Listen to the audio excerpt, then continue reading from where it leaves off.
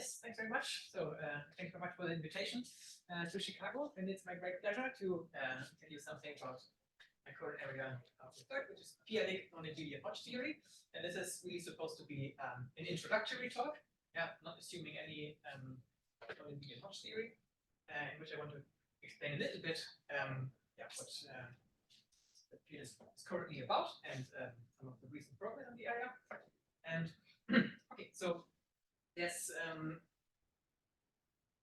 many different ways these days to explain what this area is about. I mean, many different people in different motivations of different approaches. But I think the one that's easiest to explain is probably the one that starts with complex non-abelian Hodge theory. Okay, so to give some context, in particular, maybe to explain the name p-adic non-abelian Hodge theory, I want to start over the complex numbers.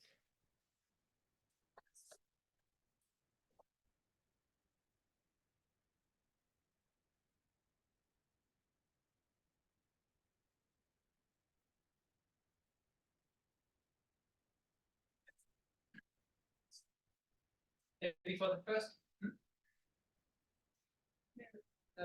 something wrong? There's some orientation choice. You can sort that out. It's sort of work with some technology. So I think you should continue. Okay. The jokes about mirrors in the future. Good. Okay. So and at least for the first part of the talk, the title is a bit of a progress bar if you read backwards. Okay, so I want to start with Hodge theory, then non-abelian Hodge theory, and p-adic non-abelian Hodge theory. Okay, so that's the basic setup over the complex numbers, and I want to keep it as algebraic as possible. So smooth projective variety. And more generally, you could take the complex scalar manifold. But almost everything I'm going to say during this talk, the entirety of this talk, is already interesting for smooth projective curves, also with the p-adic. If you want, you can focus on this case. And it's a big point. And let me recall the start years ago with the Hodge decomposition. This is basically abelian Hodge theory, in the sense that I will explain later. And let me focus on the cohomological degree 1 part. This is basically a comparison of cohomology between, on the one hand, singular cohomology, maybe in this context we would call it vector cohomology, on the one hand, and a kind of coherent cohomology, namely Hodge cohomology, on the other hand. In particular, in this algebraic setup, this side is something completely algebraic. And one reason to focus on cohomological degree 1 is that in this case I can rewrite this first term as being characters, the logical fundamental of X.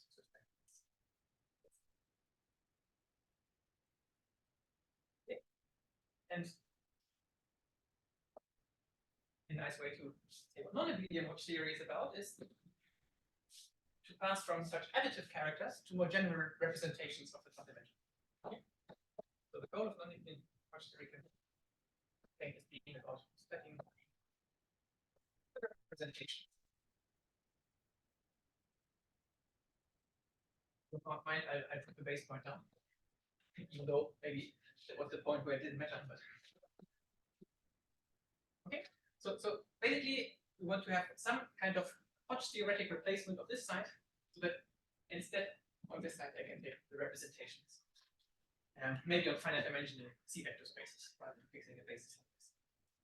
Okay, and this is achieved by a theorem from the 90s.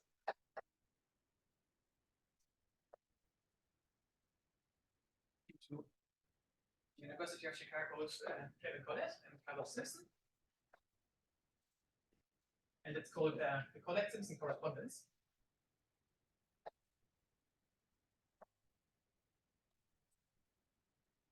equivalence of categories.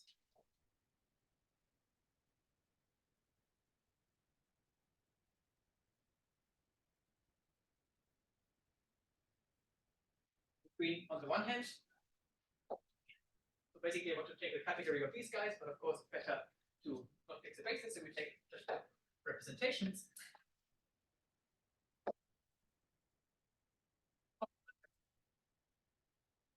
Of finite dimensional spaces.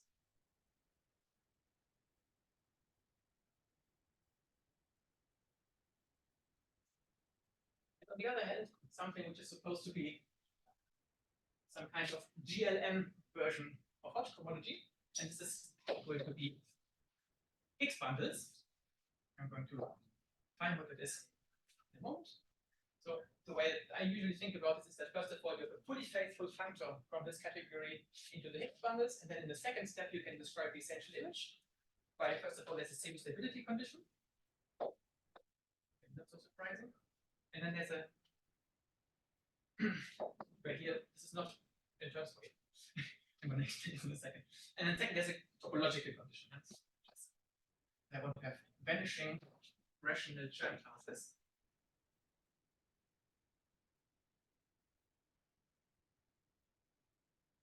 Now, what are these?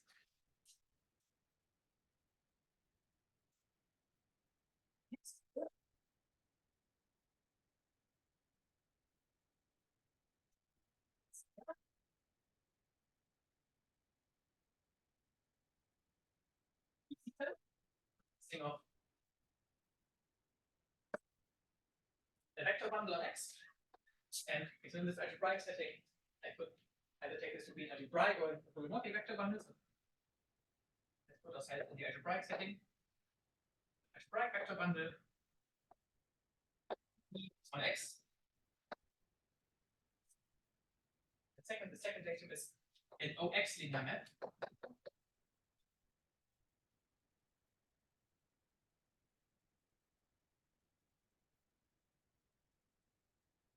Right, as in endomorphism valued differential form, to bring the copy phi to the other side, as satisfying some condition.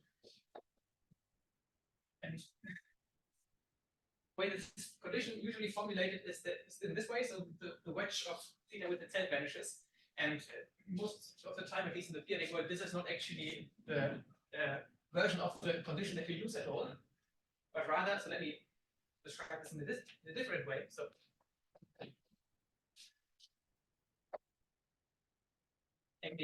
so first of all, let's bring this vector bundle to the other side by dualizing it.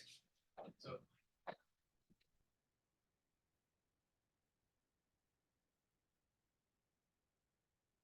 okay, so theta induces a map like this, just by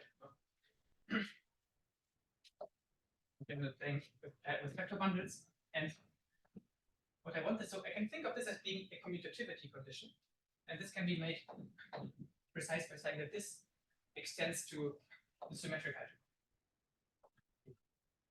algebra. Morphism sheaves of algebras. Okay, so one more explicit way to make this precise is that locally, if you choose a basis of this thing, right, you can call this smooth, this is a vector bundle. Then all the endomorphisms that you get commute with each other.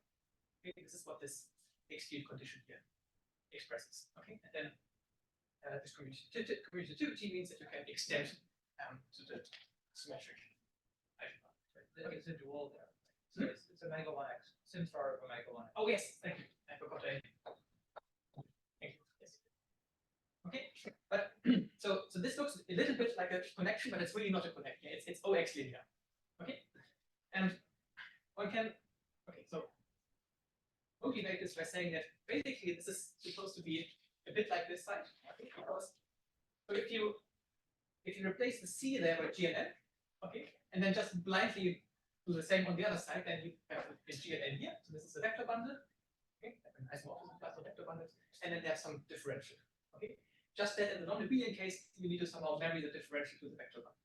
What's achieved by this condition here. And slightly more precisely, let's explain this in a very vague way, is that so this kind of correspondence more generally for GLN replaced by any linear algebraic group. In complex geometry, this is done for reductive groups, and there's good reason for that. But if I'm just worried about or interested in this equivalence here, then just by leveraging the Tanaka formalism, I can do the same for any linear algebraic group G. Okay, where let me just say this in words without writing it down. Here I would basically consider the G-valued representations. Okay, or I take some principle of homogeneous space energy. And here I would have to consider the G Higgs bundles, which are basically G torsors together with some differential on them. And I can throw the Tanaka formalism to both sides and just take it from this side. But the reason I mention this is that the case of GA recovers the Hodge decomposition by passing to isomorphism classes. Because the left-hand side there is exactly the additive characters of the quadratic group. And if I unravel what a GA Higgs bundle is, then you can somehow separate the differential from the GA torsor. And for this reason, this is exactly what is described with this side. Okay. And with this in mind, one can say that this is usually solid, or at least how Simpson says this. So this theorem is a categorical non-abelian generalization.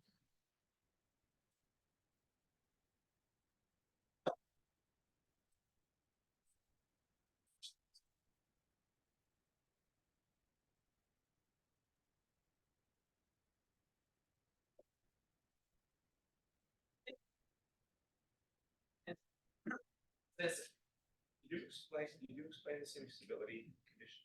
Yes. Can you say it again? Sorry? Did you explain the other conditions yet? Or? The other conditions. Sorry. No, I did. Yes. Let's do this.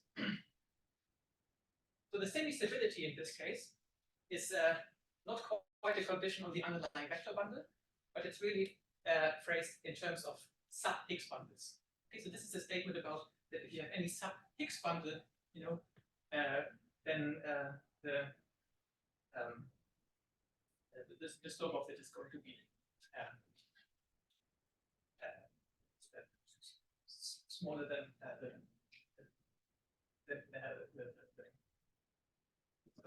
the whole thing. And then the Chern classes are just a condition on the underlying vector bundle. Okay, so the same stability is in terms of the whole Higgs bundle, and this is just in terms of vector. Okay. Okay. Also ask, Yes. This correspondence works on non-proper, non-productive types? No, it doesn't, but there are versions of this. This is much more recent. Like in recent years, people consider what happens if you like puncture this thing, for example, and then you need to consider parabolic objects and some recent work of Moduli. Right, but I mean, in this version there, I really need productivity condition. Heuer is not. Heuer. Yes. So all of this works for. I mean, if that's what you meant, like you can't drop the projective, but if you instead take like go to the analytic setting, then you get away with just considering compact Keller manifolds. Yes, that's right. But you cannot like do some other things open. Right. I mean, then you need to work harder and say more things in order to make it work for open stuff. Okay. Okay, so I want to give an example of how this works, but before to motivate something that will happen later, I want to just briefly say what the very first step in constructing this correspondence is. Okay, and the very first step is to go from representation of the fundamental group, which are really something global, so to speak, to something more local via the Riemann-Hilbert constructions.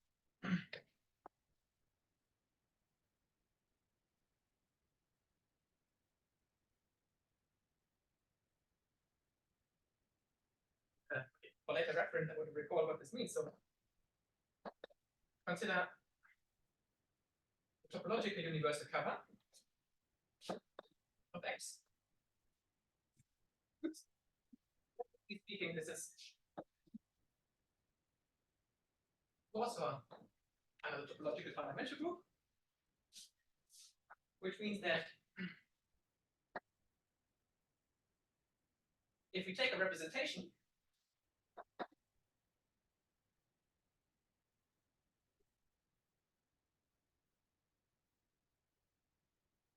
on some finite dimensional C vector space,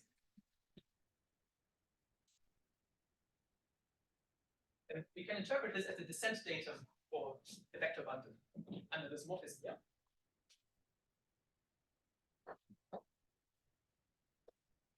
To make it precise by saying that this vector bundle is, so you take the change of fiber or the push out or whatever you want to call it of this kappa here under to the fiber V. Okay? I mean, you can make this explicit by taking the product of V with the universal kappa and enclosing out with the anti-diagonal action. And additionally, Riemann-Hilbert tells you that there's an additional data with that connection, so that this actually becomes a correspondence. But okay, that part doesn't have an analog in the p-adic world, so we are not going to say anything about it. But the idea is that now you have somehow a thing that you can study more locally, right, this vector bundle. And then, in fact, the way that this thing here is constructed is to really do something real analytic, not something complex. In particular, it's not algebraic anymore. We use harmonic metrics, so it's something that real analysis. And I want to let's discuss an example that gives at least a flavor of this, and also I want to draw an analogy later, and in the case of rank 1.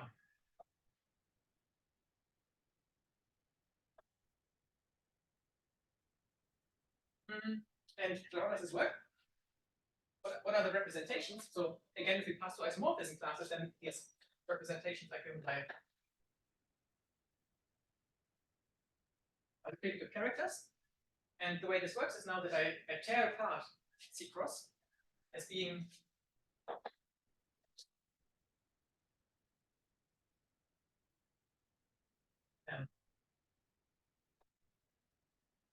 R.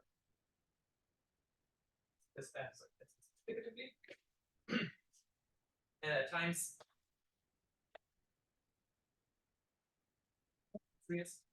times the circle. And then what identifies this bit with the differentials, and this guy here with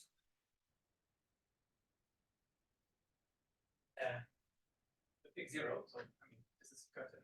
This is Jacobian. Sorry. Okay. And we match them up like this, and then we just write down what the map over here is, namely this is given by taking a differential and sending it to the character which sends gamma, interpreted as an element. So the analyzation of this is the homology, so the exponential of minus the integral over the cycle, and then I take the real part. Okay, so this is an integral. You can really see that this is not something complex analytic. It's definitely something analytic. Yeah, there's some integral, some exponential here, but it's not only something analytic, it's really some real analytic because I took real parts. Okay, so just to give some flavor of what this feels like. And then let's just observe that both sides here have natural complex analytic structures. Yeah, so this is some torus here, and this is some something affine. This is the Euclidean variety. Okay, and of course I can't expect this to preserve these complex analytic structures, right? Because I mean I can't decompose a torus into some affine line times a That's the field variety. But what's true more generally is that there's a homeomorphism.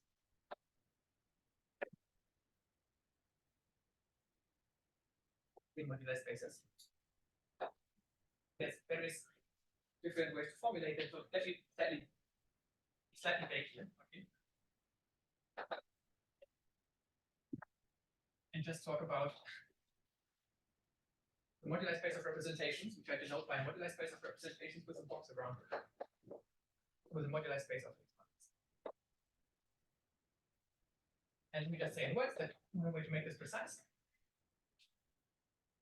is so either you add conditions on both sides, for example, that you consider irreducible representations here, that ensure that you actually have complex geometric or right modular spaces of these two sides, some character variety maybe.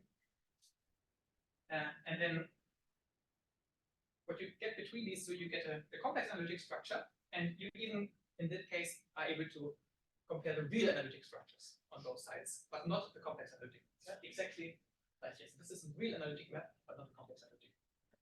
And if you want to do something a little more wild, maybe consider I don't know, some open fold or something where you actually take the modular space of all representations and maybe only get some topological space, and you can match up the topological spaces on both sides, which are then on household and so on. Yeah. Sorry, can you say again what is that W goes to what? Like, what is that map supposed to be? Yeah, sorry, I maybe didn't explain it earlier. So first of all, let's draw the program. Okay, this is supposed to be the explicit description of the map from here to here. Okay, where I interpret this as an element of the first homology, which is the abelianization of the fundamental system. This map from here to here. Okay, and I can describe it in this way. Yes. So the algebra, so like the underlying vector bundle of the associated Higgs bundle, he is going to be the same as the one you get from the Riemann two-bird, or you do something? No, it's not actually. You get something else. Yeah, I mean, already there in the case of curves, it's something quite different because you can really think of Riemann Hilbert as something that preserves complex analytic structures. But as you see, I mean, already the forgetful map from here to just the underlying bundle will be complex. You do something non-trivial to the underlying bundle. Are there any more questions on this? Because this is everything I wanted to say about the complex story. Sorry, so you are saying like this one, so how is this compatible with first called correspondence? Like how those two things related? This one here. Right. Sorry, so I should say the Simpson correspondence induces. Okay, so you consider the C, let's say the C points of these modular spaces, right? And these correspond to the isomorphism classes of the objects on either side. Right, so by passing through isomorphism classes, I get the map between the C points, and I can ask if this morphism is analytic in any way. And the answer is it is most real analytic, not complex. Okay. Right. So non-abelian identify with bonds from fiber effects to have bond. Yes. We need to make it does that depend on any choices? Right. I mean, so I want to use some complex uniformization of real, I guess, real uniformization of Abelian varieties here. Right. So this is the Abelian variety, and then I want to maybe write this as R mod Z, and then identify this with the Lie algebra of the Abelian variety modulo it's H1. I didn't make this explicit. You can make this quite explicit. This more explicit. You also, write down the identification of this thing with the. So just to clarify, that's not complex. So that's what I mean. Like this is yes. This is also really analytic. Yes. Okay. Okay. Because then I would now head on to the p-adic theory. And so the first thing before we can talk, so what I want to do in this talk is explain p-adic analogs of basically all of these things.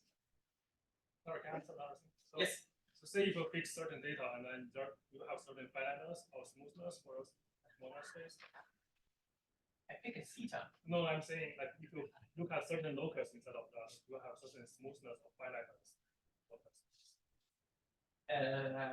What kind of property you can say?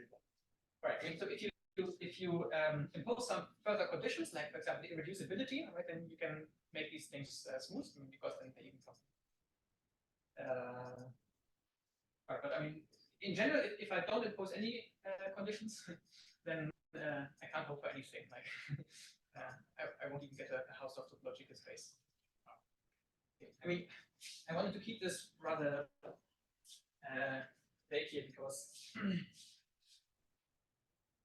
it's a bit difficult to say what the p-adic analogs of these things. But complex geometrically, you can do different things here. And what people usually do, like for example, Simpson in his article when he proves this. This is a theorem of Simpson, by the way.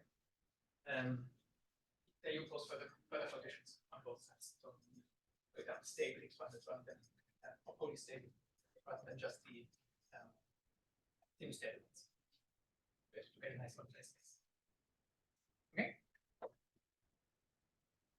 Okay. Then I would steer to the safe haven of p-adic geometry, finally, where I'm at home. Okay. So p-adic. So the first thing before we can do anything non-abelian is we should convince ourselves that there's an analog of the Hodge decomposition, right?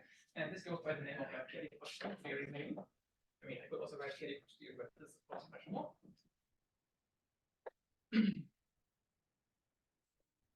So, as opposed to the analog of C, we take any complete algebraically closed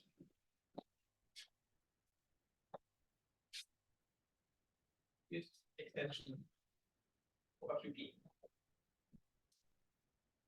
And okay, so the most popular choice is of course to take QP, make algebraic closure and complete. Okay, but especially if at some point one wants to do moduli spaces, it's better not to do that and allow greater generality. Especially because it turns out that the step from this guy to general things really does you can see some very interesting phenomena appearing there. So it really makes a difference. And it's more valuable to do this here. Okay, and we take exactly as before, any smooth projective. Right. See, and fix a base point. Then we do have an analog Hodge decomposition. But we need to be a bit careful here because the idea is I didn't quite follow the classical setup people would consider like the 60s. Take first ask this question of the p-adic analog. Namely, I don't assume that my variety has a model over some discretely valued field. Yeah? I know any variety over C, which is like a geometric rather than an arithmetic setup. Okay, and in order to describe an analog of the Hodge decomposition, we first need to see what the analog of the two sides are. And the right-hand side is something completely algebraic, right? I mean, I can still form the coherent homology of the structure sheaf or of the differentials, but I need to take what the analog of singular homology is. And by the art of comparison theorems, the answer to this question is that the analog of singular homology is étale homology. So I have to compare étale homology to Hodge homology. And the theorem is that this is possible, but it's a bit subtle.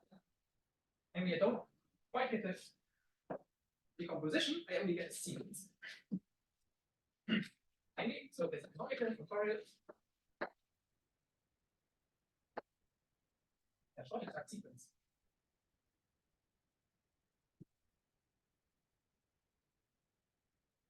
This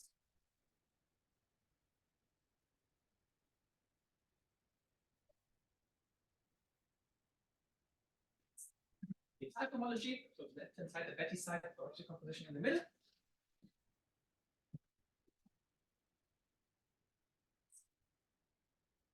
And we slightly careful here. CP is still the C. Ah, sorry, yes, of course. Thank you very much. Thanks. Okay, so it's not quite a decomposition, it's only short exact sequence. Okay, so basically, additionally, in the complex setting, we get splitting of the sequence. And there's a second part of this statement, namely splitting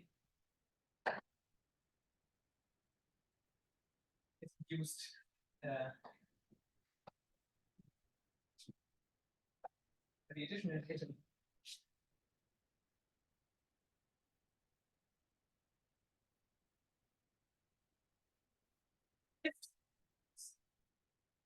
One of these 10-style Heuer rings, and the one we take is be around plus one psi squared. This is some square zero thickening of C. Okay, and the point is that in the arithmetic setting, when, for example, this thing is over some finite extension of QP, then there's a canonical such a choice because QP bar matches this one. Okay. But in order to get a better statement of the p-adic correspondence later, it's better to take this more general setup. So you have to lift it to what? I don't see what's in it. Sorry, so this is v to round plus modulo psi square. Yes, this is a uniformizer. Okay, so I mean, another maybe less pretentious way. I mean, this is the usual classical way to write this, but if you want it slightly more explicitly, then you can take the bit vectors of OC flat and then the kernel of hence theta map squared and then invert P. This is what this ring is. Okay. But it doesn't matter so much. We are never going to need it. The important point is that it's true. So if you have this additional datum, then you get such a. In fact, decompositions correspond one-to-one to lifts. A statement I learned from Heuer, incidentally. I think in this generality, you were the first one to prove that. Is that correct? It follows from, yeah, anyway. So another thing is that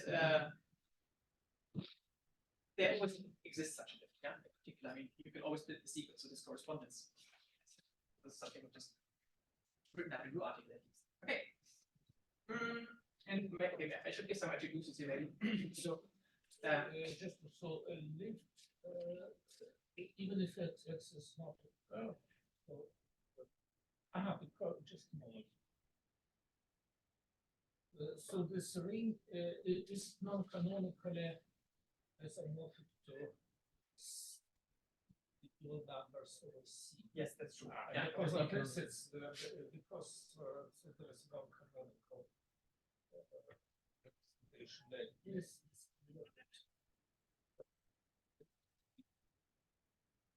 I was a little bit concerned about this of varieties 5 and 1, because then right. So, but here, what the proof I know of this statement about the existence is that there's some spreading out argument. You always can realize this as the geometric fiber of a morphism, which is like a smooth morphism, which is defined over some p-adic field, and then you can lift that one canonically. And in particular, you can lift the fiber.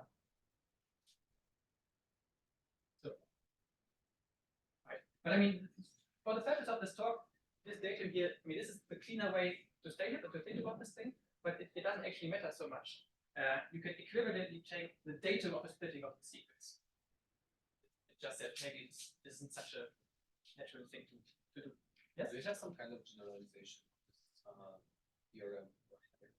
Yes. When you have like lifting some like n+1. In fact, this lift is always enough.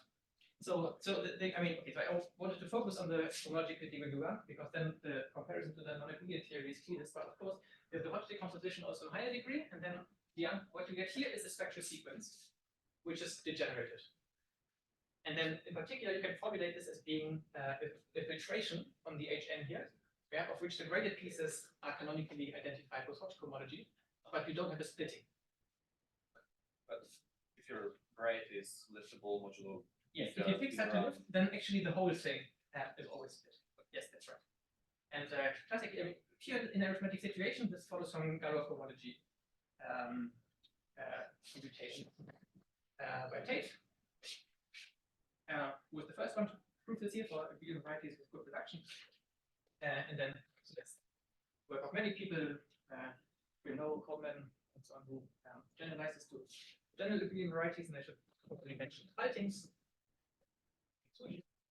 And then I guess since in this generality here, because we don't have any arithmetic models, general cases that maybe due to shorter yes. Can I ask one more question? So, do you have some correspondence between like the space of splittings of this filtration and the space of deformations? Yes. In fact, that's actually an interesting object to consider later on when you do the non-abelian Hodge theory, because basically, like at the end, we want to get some kind of analog of this thing, and then there's choice involved, which means that, for example, the best way to realize this thing is to make it relative over the space of all limits. But yeah, okay. I mean, I should still say though, the fact that it's only a short exact sequence does play a role. That the splitting is induced by such a lift isn't so important. Okay. So then one thing that's missing is the identification with additive characters from the fundamental group. Okay, and in order to have the analog of that, we should first realize that. Okay, so since we said that the analog of that homology is a tunnel homology, this means that the analogs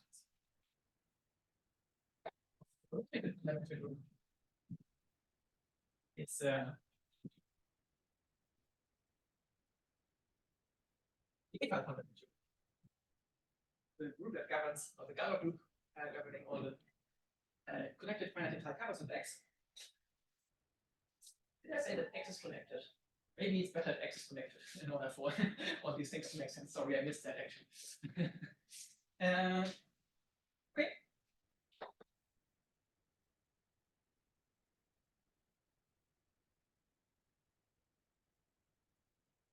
And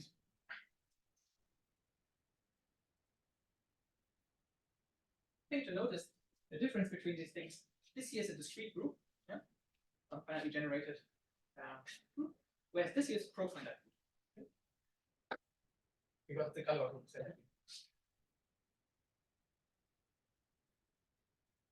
in particular,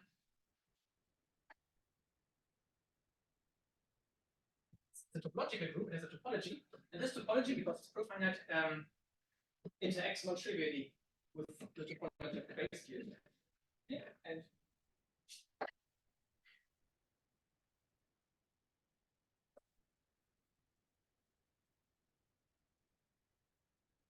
take this into account, and I'm going to say slightly more about this later, but it does turn out to be true that the Heuer homology is identified with the continuous characters.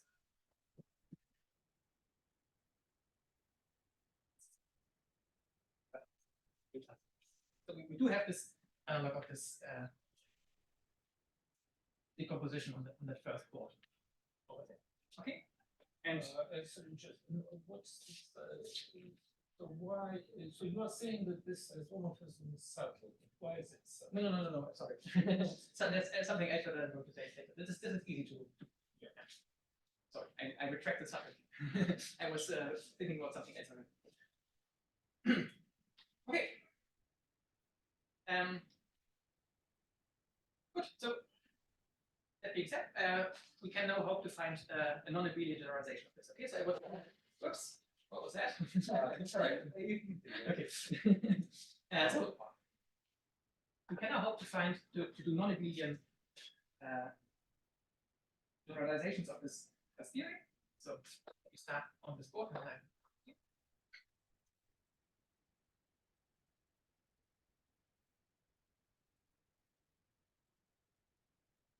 And I want to give a first preliminary definition of what this area does. Definition 1 is getting on the Hodge theory is the study of continuous representations.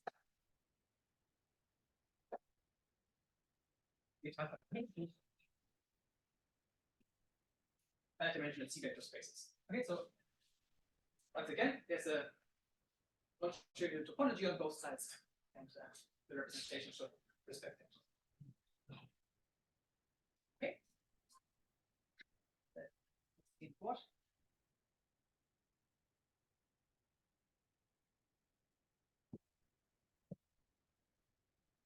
Actually, the hope will be to find some kind of analog of the statement, okay, to be able to describe these continuous representations of the entire fundamental group in terms of Higgs bundles.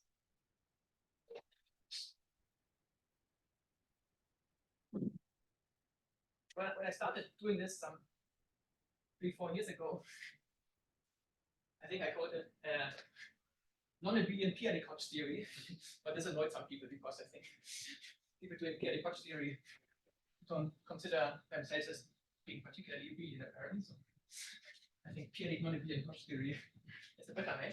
And also, there's people doing non-commutative Hodge theory, which is not the same as non-abelian Hodge theory. Okay, so one has to be a bit careful with the naming conventions. In fact, there should be non-abelian, non-commutative p-adic Hodge theory. Anyways. Okay, so I did. I didn't tell you what the construction of this correspondence was, but I told you what the first step was. Okay, and we can just try to follow it blindly. Okay, let's just hope for the best. Everything works exactly as in the complex theory, and we just do precisely the same thing. So what should we do? So try to mimic Riemann-Hilbert correspondence. Okay, and turn this representation rho into a vector one. Okay, so what we need is an analog of the topological universal cover. Yes, just one more. I think you said that in the complex case, the vector bundle, the holomorphic vector bundle, is detected by Simpson of Langlands, not the one that you get by Riemann. Yes. So, because of this, I would be a little bit discouraged.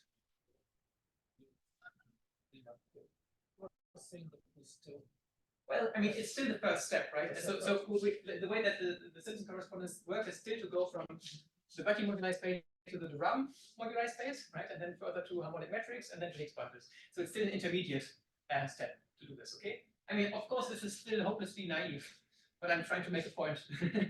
I'm trying to motivate the central object of study. So I think it still makes sense to say let's just try to find analogs of all the steps leading to that Simpson process. Okay, so what's the analog of the topological universal cover? Well, so this isn't an algebraic thing here anymore. Even if we start with the curve or something, okay, so we need to do something slightly different. But the only thing needed is that we have a torsor under this group, okay. But the étale fundamental group is basically a torsor by definition, right? By its definition, using Galois categories. So what we should do is just write down the formal object which creates such a torsor, and this is the inverse limit of all the connected finite étale covers.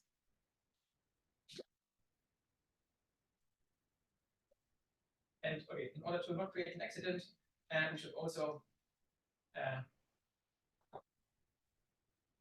fix lift of the base point to make this factorial.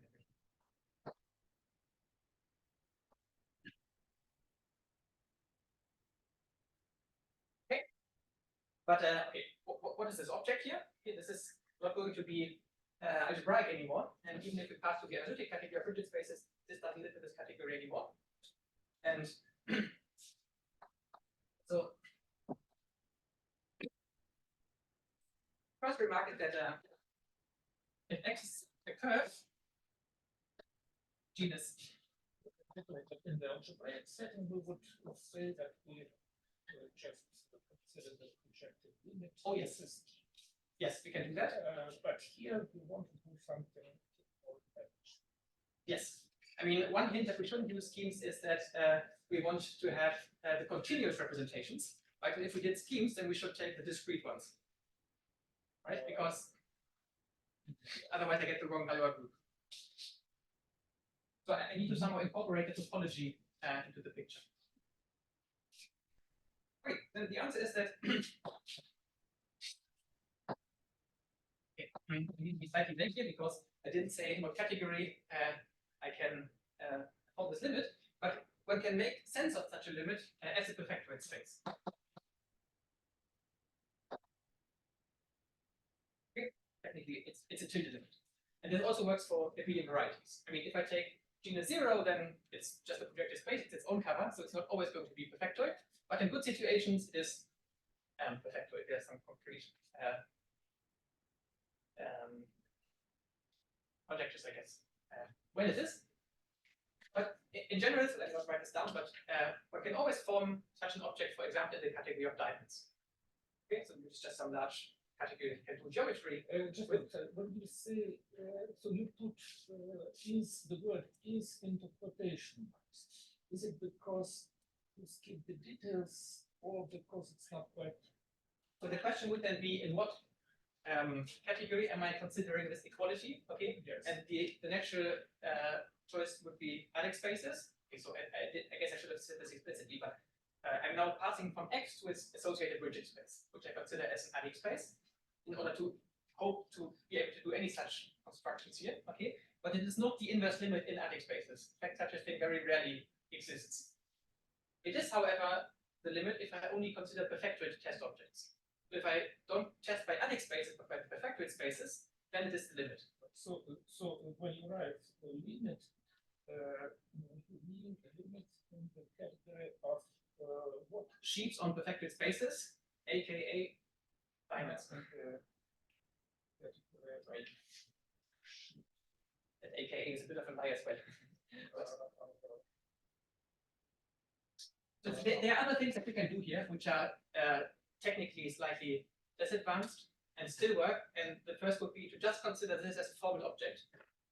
And then I would work at the pro-étale side. Yeah? So the pro-étale side is basically by design exactly what you get if you enlarge rigid spaces by objects like this. Yes. So you are like if you are kind of look at you're letting yourself do like character p-adic in the limit as well as p-adic. Yes, that's right. So exactly. So if X is an elliptic curve. So the practically how we specifically that the limit assessor so by itself. So if people Like the practically is not so perfectoid by itself. Yes, that's true. This is still perfectoid. Yes. So if you just consider p isogenes, it's already perfectoid. But what about the practically Then you get something which is pro-étale of a perfectoid, and therefore still perfectoid. Yeah. So can you say once again? So if X is a curve of genus at least one, then you're saying that if I consider this X twiddle as a sheaf on perfectoid spaces with respect to genus, so it's representable by something? Yes, that's another way of saying. Okay, but in general, it's always like for general X, we're saying this. Yes. Because actually you can form inverse limits in the category of diamonds if the transition network QCQS terms and conditions apply. But so this is one reason why putting yourself in the category of diamonds is a good idea, because you can just write down such a limit without having to worry at all and do geometry with it. In fact, I'm mentioning this example here. Maybe a few years ago I heard some lectures about diamonds, but at this moment I don't remember anything at all. So I'm afraid that I'm not alone. So at least for a while I can use. So for me, a diamond is a black box. It's something, some space in a rather unusual sense. And that's all that I. Yeah, but that's already enough, because we are not going to use any technical facts about diamonds. And in fact, so diamonds, when I give a lecture on talk on Friday about modular spaces, then diamonds will become more important. But for this lecture, I'll actually focus just on the pro-étale side. So if you are happy with considering this thing as a pro object, just some formal object, and are also happy to say something about such limits becoming perfectoid, then that's completely enough for this for the purpose of what I'm going to say here. Okay. Now you wanted to say something about this axis in the curve, and this could be helped. Okay, so it acts as an elliptic curve, and we can make this explicit as being. So in this case, we have canonical base point of all the lifts. Because so first of all the connected finite covers are given by the isogenies. We can write this as the limit or multiplication by n, because it covers all isogenies of the elliptic curve E. And okay, but what Hamilton remarked is that this already becomes per factor if I only consider p isogeny, multiplication by p, so p isogeny. So here E is equal to x, right? E is equal to x. Yes, sorry, yes. And so this example is a very helpful one because it gives some idea of why perfectoid spaces appear here. And maybe if this elliptic curve is of good reduction, what you can do is write down the same thing in terms of formal models. There we are allowed to take inverse limits. And but then reduce the thing mod p, then I see that the multiplication by p map factors through the relative Frobenius. And for this reason, what I'm doing here is taking a limit over relative Frobenius of the fiber, and then something étale over it. And for this reason, it becomes factoid. Yeah. I should mention, so I didn't give any attributions here, but this statement that this thing becomes per factoid if it's a curve is in an joint article with Sejan, actually, and some other people from Arizona, which was through 2017. Okay, so the reason I'm mentioning, so I mean, since you were complaining about the usage of diamonds here, yeah? The reason I'm mentioning this is to give an idea of why perfectoid spaces appear in this context. Okay, because what I want to do is I want to consider such formal objects, and I can describe them in terms of perfectoid spaces. In good cases, like curves, the limit even becomes perfectoid in a certain precise technical sense. In general, I can still describe this by testing by perfectoid spaces. Okay? And it really doesn't matter at all what a perfectoid space even is. Point is just that such limits are like understandable from the lens of perfectoid spaces. Okay? This is also one of the reasons why. So these ideas here were around in p-adic Hodge theory for a long time, and in particular in the first works on p-adic Hodge theory, non-abelian Hodge theory. Yeah, way around. But it makes it really much easier to say what you're doing if you allow yourself to use perfectoid spaces. Okay, so if we just allow this for a moment as a formal object, okay, then we can just one technical remark. I think we need a break pretty soon. Okay. For fuller separation. So, but you have to decide the logical. Sorry. Okay, then let's get to this. Will be in let's say 5 minutes. The second definition of what the area that's on the board actually is. Okay, and then maybe that's a good point if you don't mind. I mean, you can stop me earlier if you want. But just to make sure here, if you only want to consider I1 or you not I1, it's suffice to consider this limit in terms of things. Well, yes, I mean, there is a way of formulating this thing in terms of schemes, but you won't get meaningful construction out of this. Let me write down what I want to do here, and then we can get back to this question, okay? Okay, so maybe to fix ideas, let's say, so such limits exist in side x pro-étale. The pro-étale side of x consists of things which look precisely like this. Okay, and it was introduced by Peter Scholz in 2013 to do p-adic Hodge theory. And this is what we want to use in this talk. Yes. And so having this object, we can just try to do exactly what is on this board, namely understand the representation as the descent datum for vector bundle. So you first said that the limit should be understood. So its basis. Then you said that the limits exist in the types. Yes. The pro-étale side. Okay. Now, which I also don't Okay. know well. So how do the two statements agree with each other? Okay. So basically, I was making offers to the audience. Yeah. So you can work in any category you like. You can work on the pro-étale side, the quasi-pro-étale side, the V side, the category of diamonds. There's many different choices to make these days, and they are all compatible. There's like a kind of internal hierarchy in between them. And then, for example, so there are equivalents of top work, not necessarily morphisms of size, but there's equivalents of top work of all the relevant constructions that you want to make. In particular, if I consider X as a diamond, then what I said about testing by perspective spaces, this was getting to the V side of the associated diamond, and there's a morphism of top by from this thing to the topos, the pro-étale topos of X. Okay, but the point is that these things don't matter so much for this topic.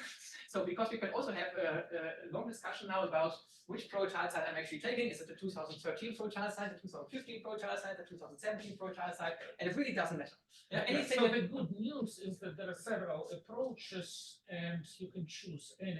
We could choose any of them. Yes. And there is no contradiction between any two approaches. Yes. In some sense, they all agree with each other. Yes, and this was the purpose of what we're doing here. Exactly. And you also don't need a definition of the pro-étale side that contains objects like this. Okay? So okay, so the idea is now such a representation that we associate the vector bundle. Okay, and it is supposed to be exactly as before, push out, change of fiber of the universal cover by this vector space. The vector space T. Okay, so more explicitly, I want to take some kind of sheaf. So this maybe I want to tensor this with GA in order to explain what says this is a geometric space. Okay, and once again, it's easiest to explain what this quotient means in the category of diamonds and so on, but I can do it in the pro-étale side as well. This is the idea. Yeah, so I can define the descent datum for vector bundle. Okay, but you need to be careful now because this here is not an étale cover. Okay, so it's not clear that this is going to be an étale vector bundle. Instead, there's a cover in the pro-étale side. Okay, and what this means is this is the crucial point. When you say vector bundle on some site, does this mean a system? I'm going to explain it now. Okay, I just wanted to motivate this by we want to do this. Okay, now the question is how can we do this? Okay, so we have a hierarchy in this non-abelian world of topologies, which you can roughly think of as like for schemes where we have Zariski and then étale and then FPPF and then FPQC, and there's something similar in the non-abelian world.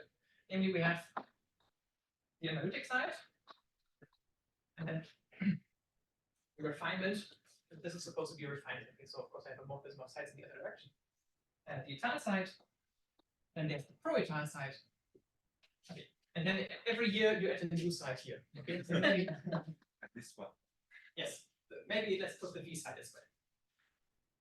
This is now diamond territory. And V refers to the so-called V topology. Yes. Which is like an FPQC topology without the FP. So, but let's not worry too much about. This is the one I want to talk about. Okay.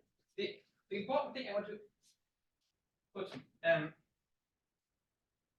want to mention here is that so all of these are naturally locally ringed sites. Okay, so for topological, but the natural structure trees of topological rings on them, and for the people who know what that means here, I take the completed structure sheet, not the uncompleted one. Okay, but so precisely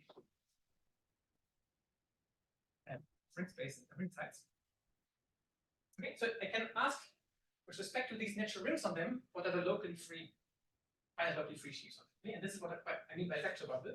So we get categories.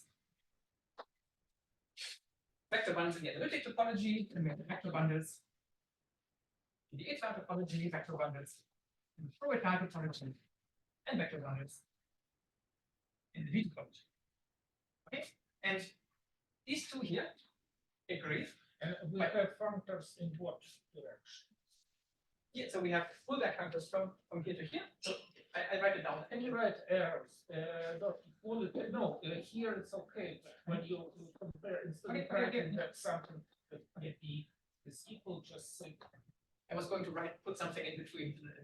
So first of all, a priori the errors go like this, okay? And because we're on smooth space, they are all fully faithful.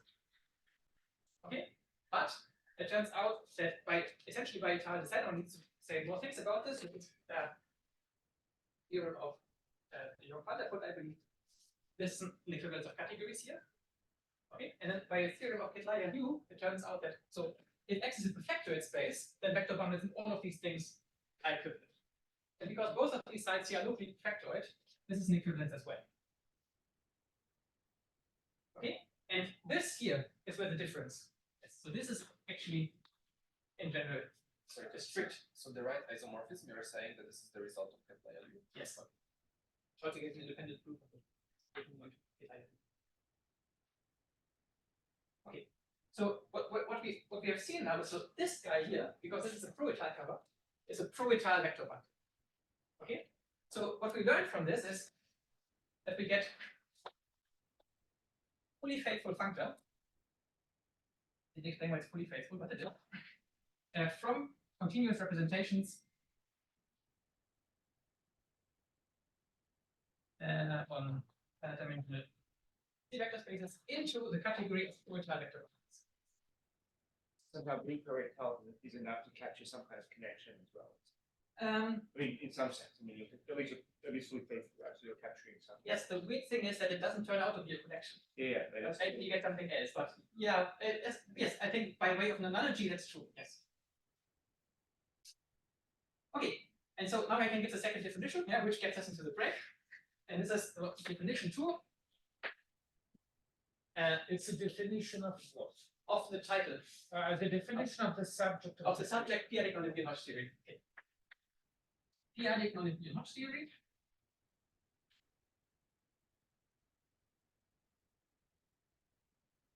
Is the study of pro-étale vector bundles. And I think maybe there's other things which are p-adic non-abelian Hodge theory, like p-adic correspondence and so on, but most people like working on anything surrounding the so-called p-adic Simpson correspondence, which we'll have after the break, do this. They study pro-étale vector bundles. Some people don't say so explicitly, but you can interpret what they are doing in terms of this category. Okay? And this turns out to be the category that you can relate to it. Okay, but okay. Let's have the break then first. Okay.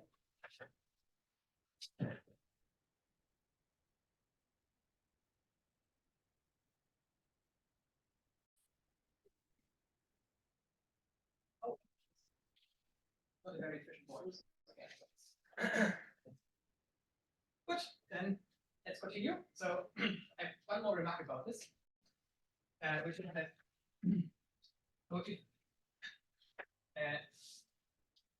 if I looked into a p-adic Simpson kind of article before, then you might have come across the term generalized representation. And this is a remark talking to people who have seen this before. Namely, it turns out that in sense one can make very precise pro-étale vector bundles are really the same as Hitchin's category of generalized representations.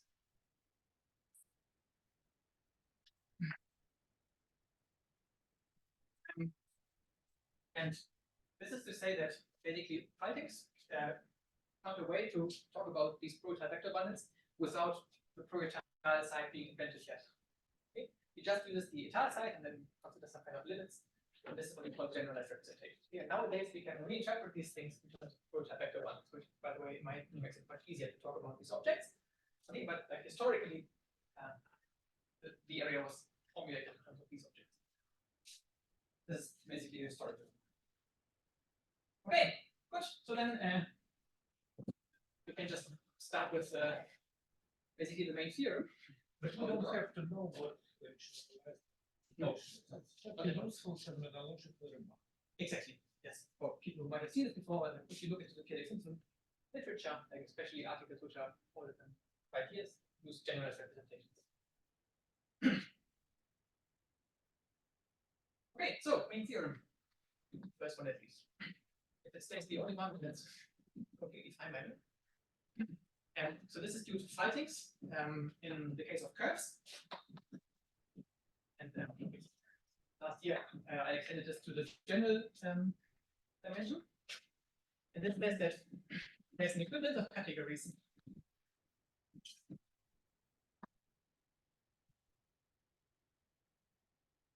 between pro-étale vector bundles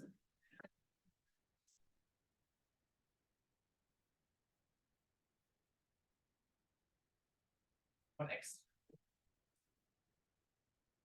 and the category of all Higgs bundles.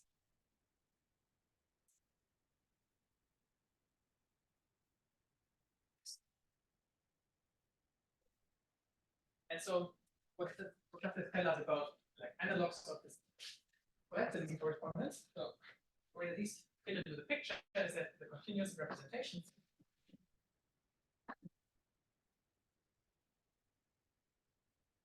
finite dimensional C-vector spaces fit into this category that I just explained before the break. Okay, so we now have a fully faithful functor combining these two things from representations to Higgs bundles. Okay, exactly like in the complex. And so the idea is that this induces, of course,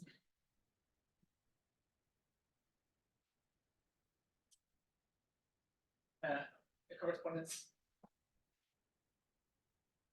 with some full subcategory of this. Okay.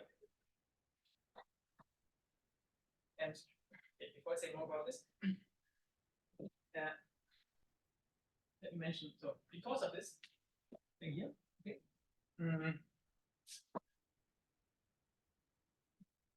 this is often called p-adic correspondence.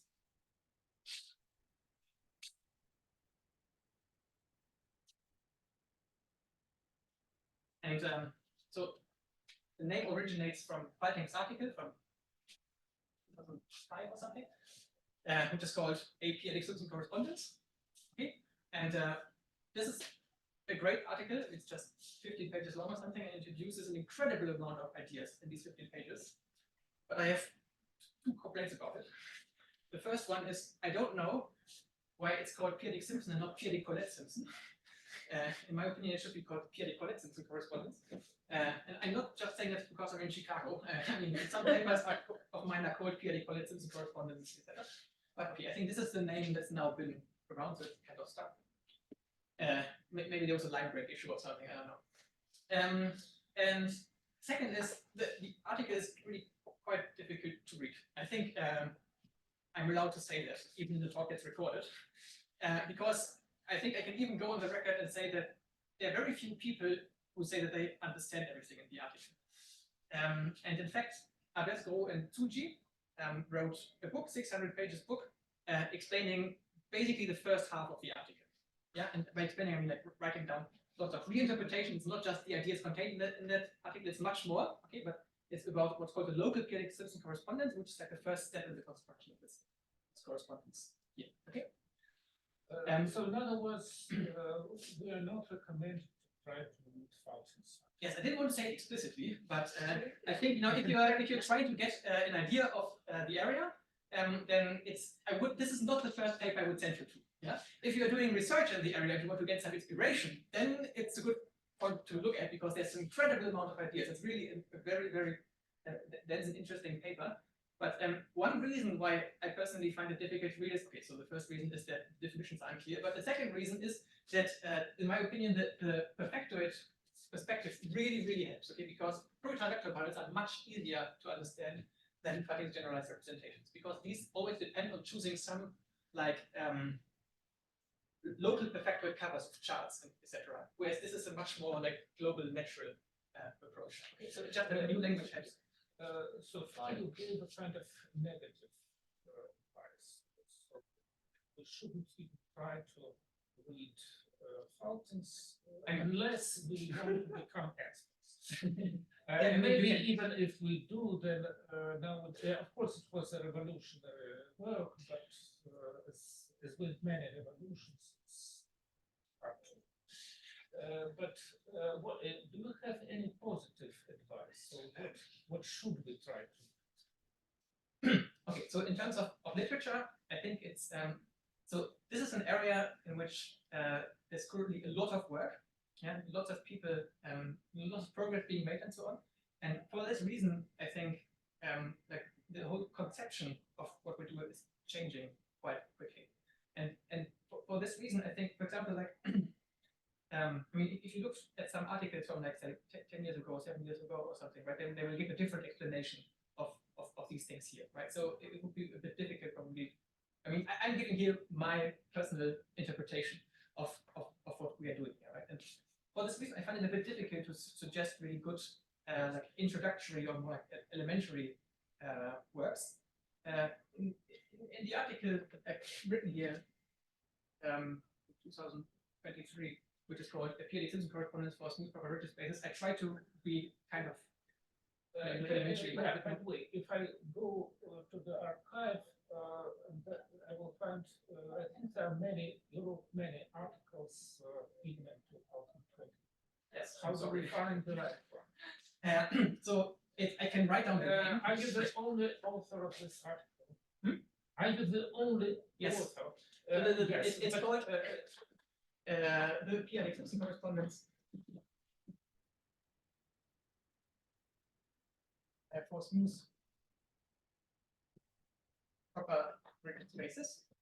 I didn't say this, but X is actually allowed to be any smooth proper rigid space, no algebraicity. And okay, so the second answer is I'm currently writing a survey article which I try to explain the things which I'm giving in this talk as well, which is hopefully more introductory. Yes. Can we hope to get at least a preliminary version of this survey this week? So okay. And I will forward it back. Okay. Now, but is it a survey for experts or a survey for? No. It's the thing I set my PhD students. So there's a chance to understand at least something in this. That was the idea, yes. Because I always find it difficult to identify this one piece of literature to give to people to understand what the subject is doing. Okay. I mean, once again, I don't want to be too negative about Fati's article. It uses so many ideas that this whole area is based on, but as a first point of entry, I think it's rather difficult. Yes. Can I ask something about that first arrow? Was there the top? Yes. Yeah. So there's in the complex story, you didn't give us this this arrow before, right? Or was it there's no second arrow? Yes, I would really like to know as well. As far as I can see, there's no analog of pro-étale vector bundles in the complex story, right? I mean, this would be a question that you would have to ask to an expert on the complex side, which I'm really not. But it seems to me that this is really something new, and like in order to like go like say something about the end of this talk or maybe Friday's talk, I think this is actually something which might be interesting from the complex perspective, because there are moduli spaces for both sides, and in principle you can use this side to understand the moduli space on that side, right? And the moduli space of Higgs bundles obviously something just current area of research. But I don't know for sure, but it seems to me that this is really something which is particular to the p-adic world. Yes. So here in this diagram, in the lower arrow, you wrote Higgs bundles on X such that. Then, yes. There are three dots. Yes. I don't insist on explain. Is it was it intentional that you don't want to understand? Yes, yes. I wanted to say this in a different order, but I'll say it now. So the big open question, in my opinion, like one of the central questions of the area now, and p-adic also raises this, is like what is the essential image? Or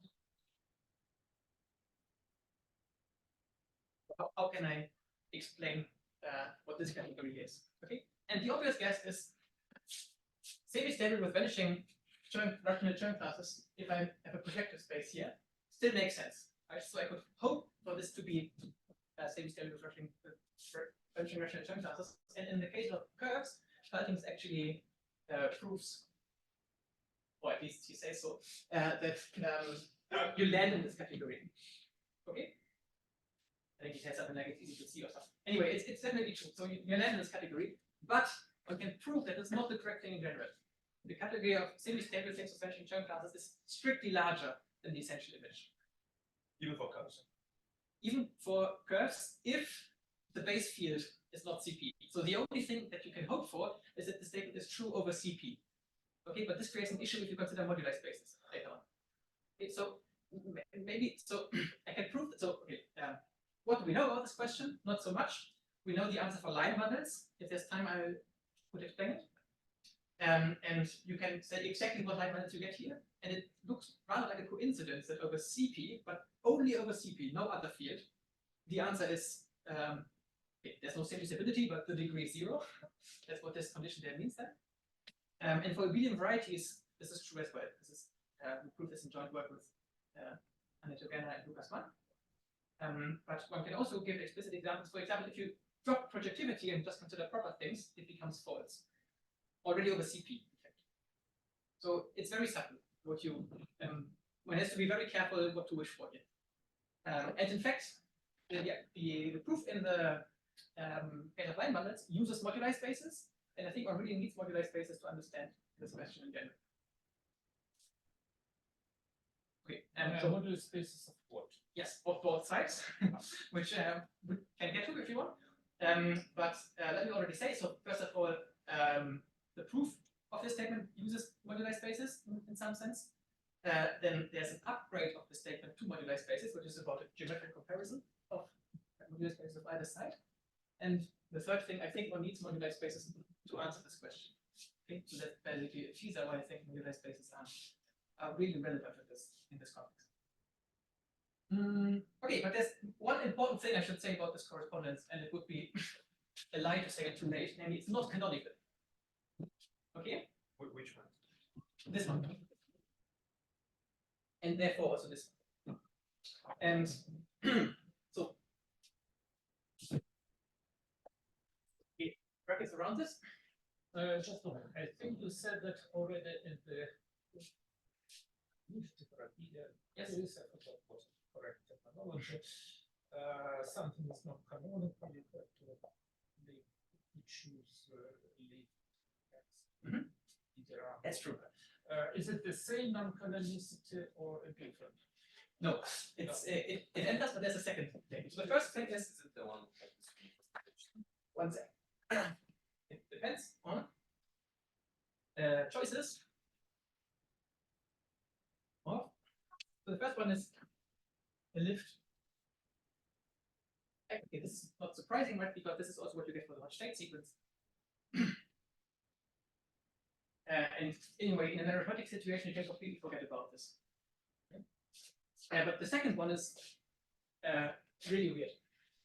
Namely, it's the choice of an exponential for C. And what does this even mean? So, p-adic logarithm is a continuous group homomorphism from the open unit disk around 1, surjecting onto C. And by some easy computation of vector groups, you can see that this admits splittings. Okay, so, and an exponential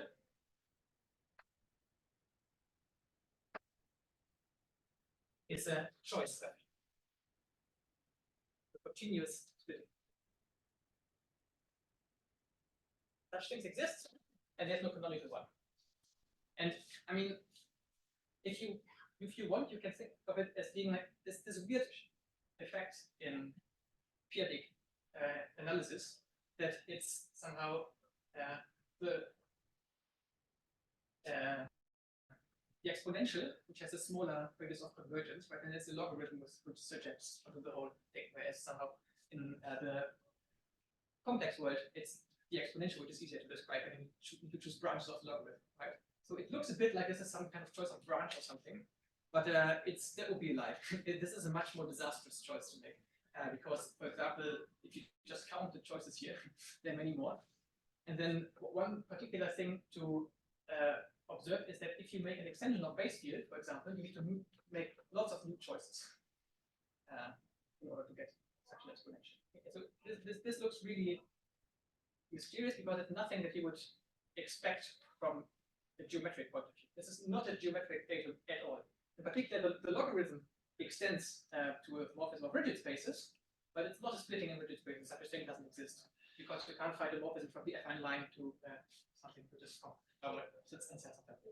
But in the commutative setting, you didn't mention the second choice because you don't need to make it. Exactly. Maybe we get to that, but in that case, it turns out to be, but that's the only case. So more generally, such an equivalence exists for any linear algebraic group G, where you consider pro-étale G torsors on one hand and G Higgs bundles on the other hand. And if you take G to be GA, then you don't need an exponential for any other G you do. Okay, but so you can at least consider this to be some kind of categorical. Okay, so let me actually try. G, any linear algebraic group. Then there's an equivalence of categories exactly like above between G torsors on the pro-étale side. Okay. Here I consider the rigid space associated to G. Okay, and then this way this represents a sheaf in the side, and I can make sense of G torsors in this guy. And for G Higgs bundles.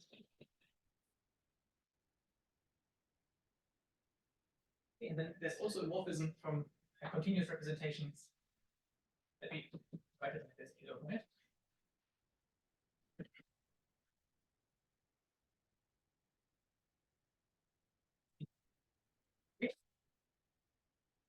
And what I suggest we do now, if you're interested, is try this out first for G equals GA and see how this recovers the Hodge decomposition, and then consider the case of GM.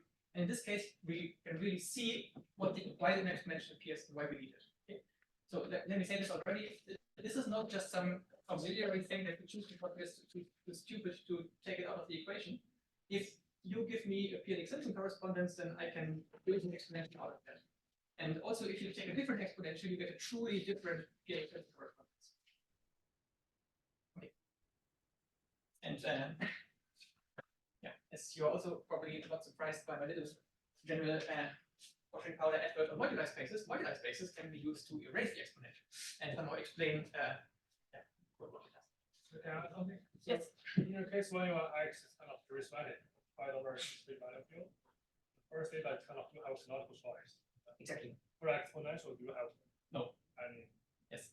So I mean, yes. Maybe I shouldn't have mentioned the lift in the first place. It only becomes relevant later. I'm not sure if we probably don't want to see it today.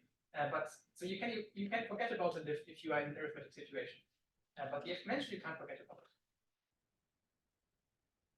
So can you see? Sorry for asking. Yes. Yeah, but is it possible to see in kind of a baby example where this exponential shows up? Or? Yes. Okay. The case of GM. Okay. But before we do that, I should mention the case of GM.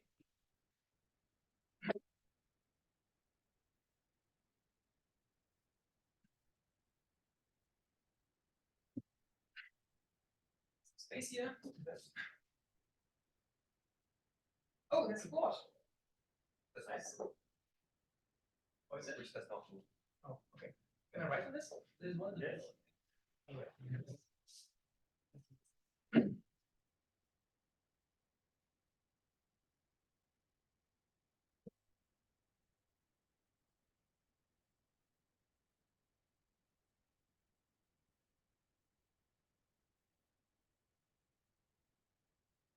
Alright, so let's maybe briefly talk about the case of GA. And of course, you want to see that this recovers the Hodge decomposition. And indeed, so we can be slightly more precise, namely, in this case, we recover Scholz's approach to the Hodge sequence. In 2013, when he introduced the pro-étale side, one of the things that he did with it was proving, giving a new approach to the Hodge sequence. And so let me give numbers to this. So there should be 2 steps. What does this do in the case of GA, and what does this do in the case of GA? And the first one is an instance of what is called the primitive comparison theory.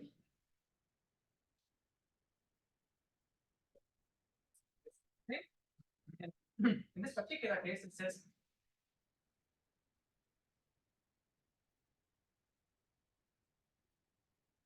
that, so this is the representations we have on the bottom line.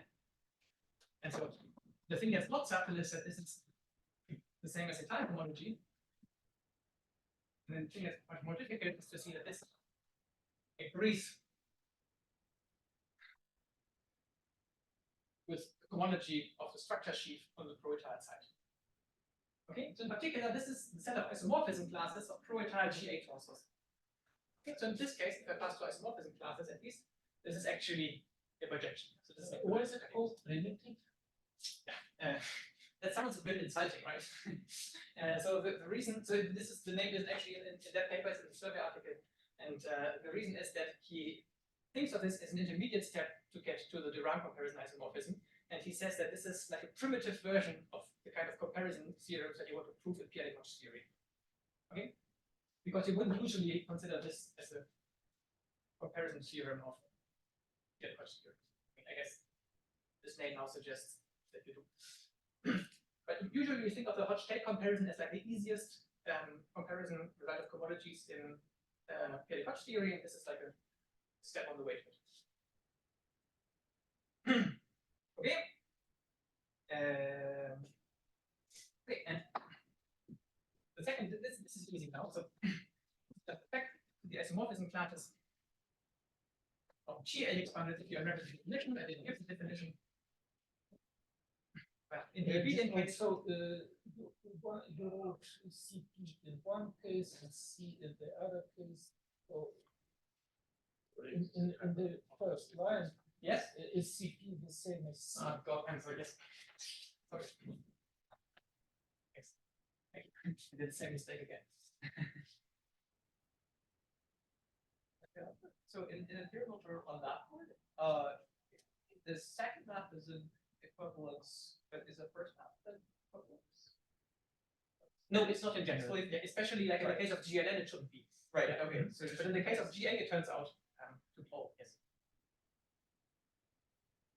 But this is actually specific in the case of GA. Okay. So the isomorphism class of GA expands. Whenever you have an abelian group, you can actually separate like the torsor and the differential. So you have a GA torsor, and you have a differential. And now what we see here, if we combine these two things, is that we have that p-adic homology is the same as Hodge. Okay, and this tells you why we really need this lift. Okay, because already in order to get the case of GA, in order to recover this decomposition and not only shorting subsequence, we need this additional data. Okay, and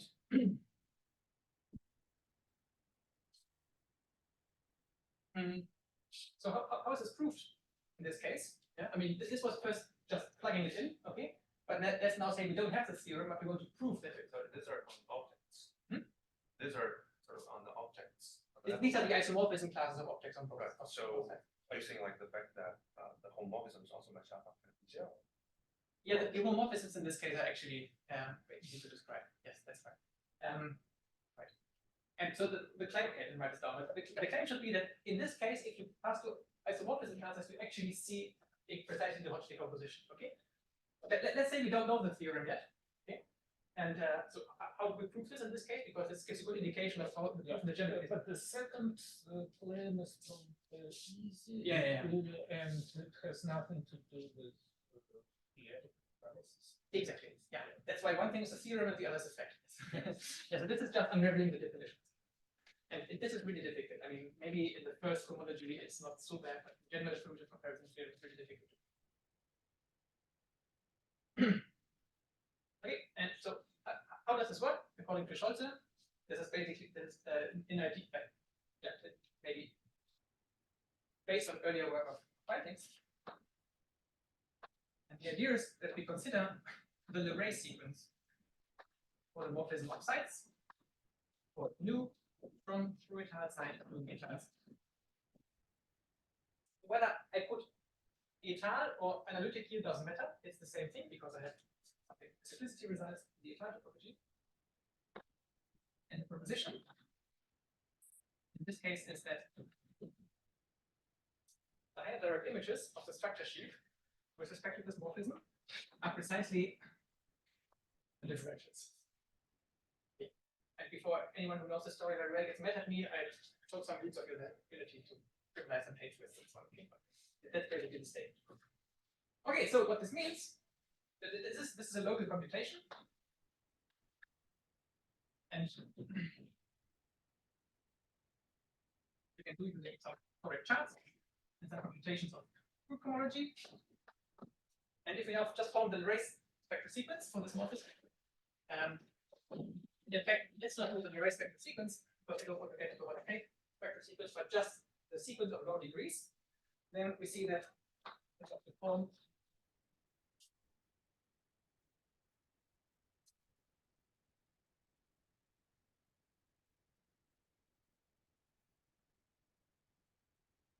yeah, we put now the first image and of this form. Okay, and in the projective case, I can argue for dimensional reasons that this is actually short exact. In general, it's quite difficult to prove this. Okay, and now we at least have one state sequence, right? Because by step 1, we can identify this with étale cohomology, and the direct sum of the outer terms is precisely a Hodge cohomology. Okay. And this doesn't explain why the lift uses the splitting, but let's take it for granted.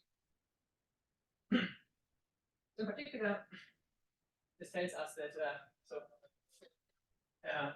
this p-adic correspondence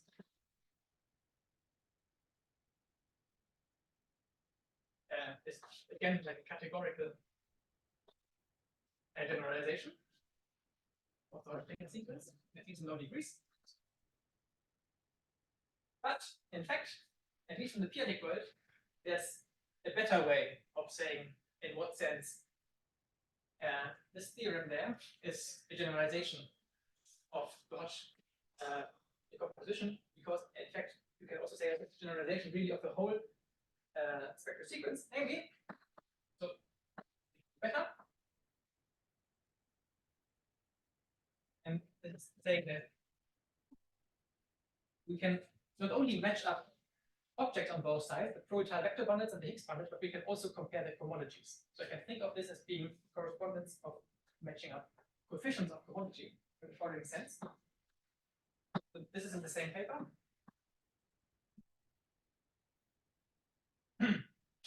So given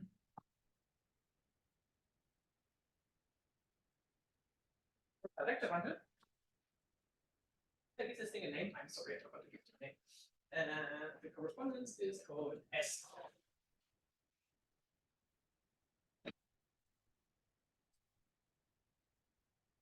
Is it canonical isomorphism? So and S stands for Simpson. Yes. Maybe I should call it CS.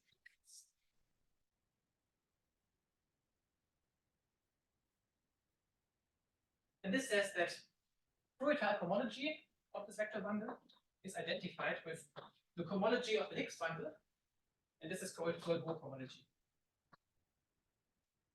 of the Higgs bundle associated to V. So pro homology is a classical thing that you can do where you basically form the Durand complex, but somehow twist it with time. That's the wrong way to explain it. I mean, you just form. So how does this work? You form this, and then you go to higher degrees, and then so this is theta, and this is basically wedge with theta. There's a unique way in which this makes sense, and then you just take the hyperhomology, if you will, of this complex. This is something completely classical, and in particular, something completely algebraic. So Good, but here B has any dimension. So what are we so far? Are you assuming that S is constructed, or are we proving how it is? So here you use S. Yes. Simpson. So what I'm doing here is I'm giving a second part to the main theorem. This is not part of the construction of the main theorem. This is the second part of this main theorem. But the name of this, the title of this section is the case of the additive. Yes. Are we still in this section, or are we in? What I'm trying to explain now is so we can do better than this statement. I want to explain in what sense this is a generalization of the Hodge decomposition. Okay, and okay, so in fact I can do it now because so if we do, if we just take the trivial bundle, yeah, that's a pro-étale vector bundle, of course, comes from the analytic topology. Then this guy here just is the complex which has the structure sheaf, then branches in degree 1, in degree 2, and so on. So its hyperhomology is exactly the Hodge homology. Okay, so in particular, so we get Hodge decomposition. Also in higher homological degree, that's the point. Okay. That's maybe a slightly more precise way, or more general way, in which the p-adic Simpson correspondence generalizes this. Hodge decomposition. So you say that when B is 0, you get Hodge, but when B is 0, it's not 0. This shows the level of my understanding. It's a zero object with respect to the natural tensor function. So this second part of the theorem is true for any G or G. So this is the case of GLN. Yeah, So it's an addendum to the first board over there. Sorry. I don't know how to make sense of this board generally. So there was this proposition that n higher push forwards of O respect to this more exercises omega n, right? So do you have some kind of description of just the object in the direct category? So something of like yes. In fact, now we can see where the bit enters, namely this thing here is isomorphic to this direct sum in degree s to n or minus n. Can someone help me? Let me make a guess.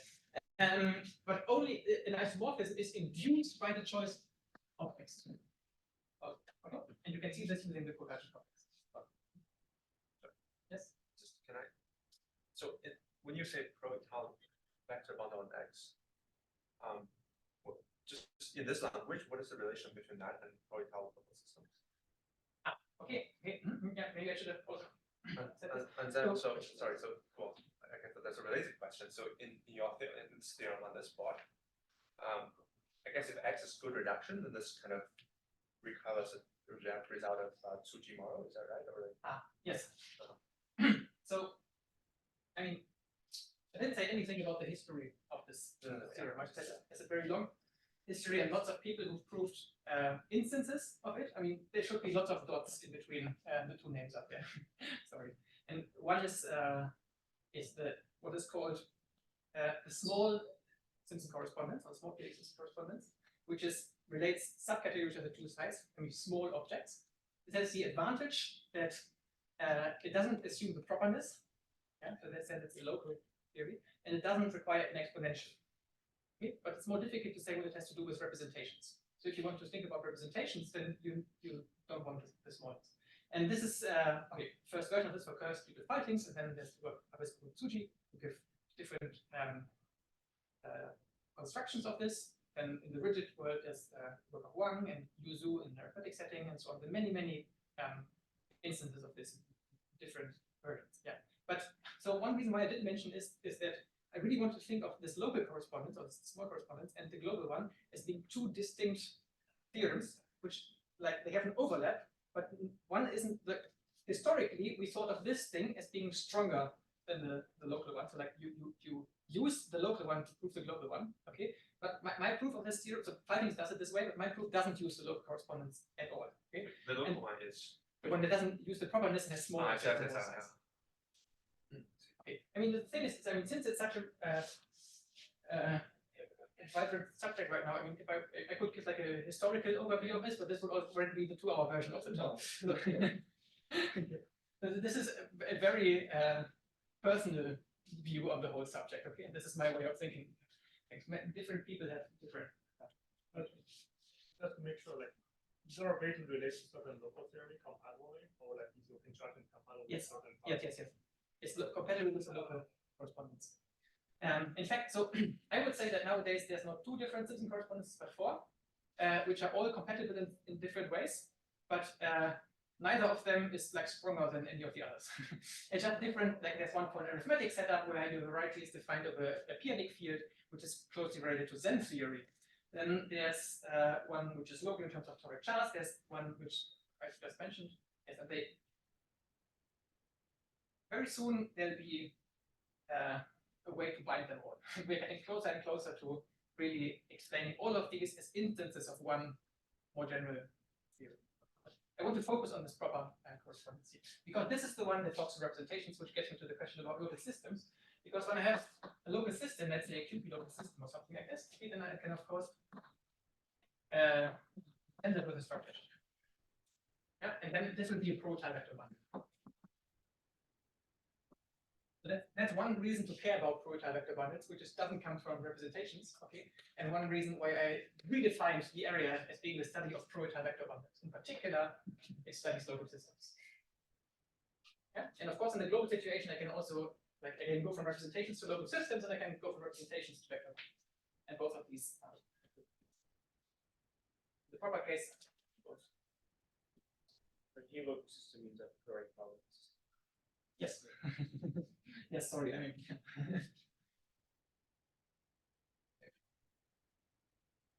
Okay. Just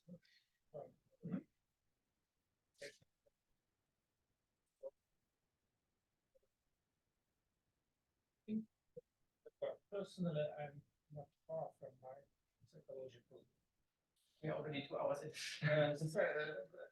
Now, there is a. So the original plan was for you to give 2 talks, one today and the other one in Friday. Now, in theory, there is a room reserved for. There is also a room reserved for Simpson. Okay. However, on Thursday there is a number theories, which ends around 5 p.m. But most people forget that number. So we can. So the question is, do we need an additional talk on Thursday? Okay, I mean, this is for you to decide, I No, guess. no, I don't want to. Well, if you to make sure that people ask questions. So how does reality compare with your plan for today's talk and for the? Well, I mean, I brought some material here, right, that I wanted to present to you, but that was not, I mean, I don't want to force this material on you, right? So I'm very happy to just get questions on here, and we can also just leave it at that. What I can offer is to talk a bit. I mean, what I can offer to do in 5 minutes is explain the case of GM, and we see the exponential. So that's maybe the answer to the question of say. But if you want, I mean, I could explain a little bit about the construction of this p-adic Simpson correspondence and like the construction. The basic idea at the heart of it, which in my opinion goes to what I said earlier, that this is the one construction which rules all the other p-adic Simpson correspondences. And then the moduli spaces, I would definitely leave for the Friday. Okay. So it seems that we don't really need Thursday because my understanding is that this week will, well, I hope that in the future there will be more talks on this subject, maybe by other people. So this week it's probably so if the Thursday talk is not 100% necessary, it's better. Right, I would definitely don't say that it's necessary. What I would also say is that I just I don't have any plans. You can hold office hours after 5 p.m., but it's not a right, exactly. So basically, I mean, I'm just interested in meeting you all anyway, right? So, and if you are just happy to be interested in like a sketch of the proof, then just come to me or come to the office. I'm here all week, and I don't have anything planned other than the talk. So I think that's a good idea. And then we don't need to. So the plan is that in the remaining that today we will say something about the case of the multiplicative group. That would be suggested. Why do we need the exponential? Right. And then hopefully you will send me and I will follow the preliminary version of your survey. Yes, maybe I can do that. And also. Sure. So now we will explain the case of the. Yes, if that's okay with teacher. I think that would maybe be a natural end to this. And then let's leave the moduli spaces. Okay.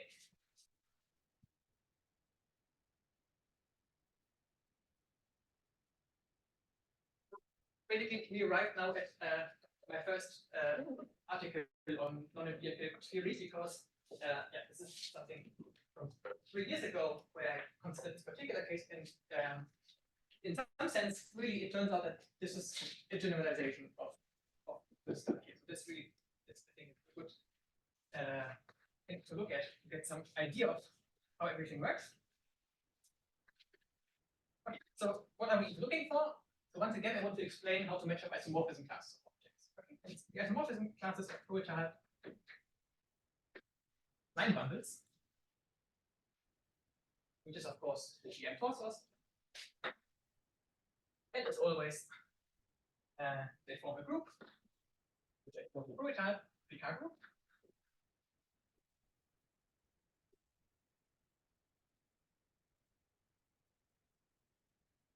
And I can write this as the first cohomology of the sheaf of units.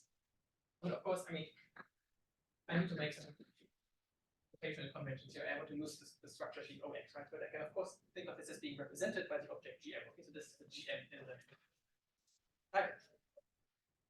Okay, so the idea, of course, or something which you definitely try, is to just follow Scholz's strategy in this case, right? So what we need for this is we need to compute the higher direct images of O cross, etc. O. And so I said earlier, this is a local statement, this proposition up there. So what this means is I don't need to assume any properness of any smooth rigid space.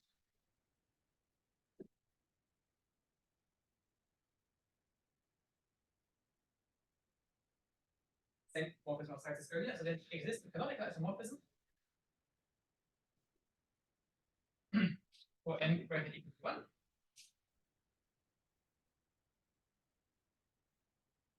This guy with the exact same thing as we have GA. Okay, so it just turns out that basically the way to think about this statement is that deriving only cares about the infinitesimal structure of this group. Okay, and infinitesimally around the neighborhood of your identity, OX cross looks like the structure sheet. Okay. And in fact, this much more generally, let me just mention this. So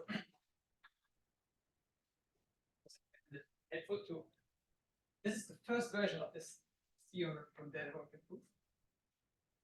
And this is that if I take any linear algebraic group, or in fact any rigid group,